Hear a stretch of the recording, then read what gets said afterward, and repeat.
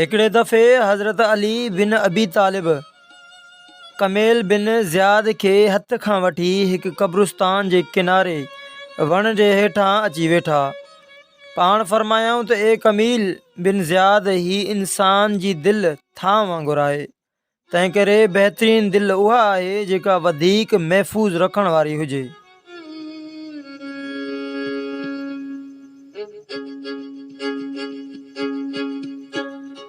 माण्हू टिनि क़िस्मनि जा आहिनि, हिकिड़ा रब्बानी आलिम, ॿिया इल्मु हासिल कंदड़ सिखंदड़ जेके छुटकारे जी वाट ते हली रहिया आहिनि, ऐं टियां अढंगा मामूली दर्जे जा इंसान जेके हर होके लॻाइण वारे जे पुठियां हली पवनि था, जेॾां जी हवा तेॾां जो रुख कनि था, इल्म जी रोशनी मां फैज़ नथा वठनि ऐं न ई कंहिं मज़बूत थंभे जी पनाह वठनि था।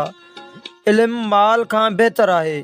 इल्मु तुंहिंजी हिफ़ाज़त करे थो जॾहिं त माल जी तोखे हिफ़ाज़त करणी पवे थी।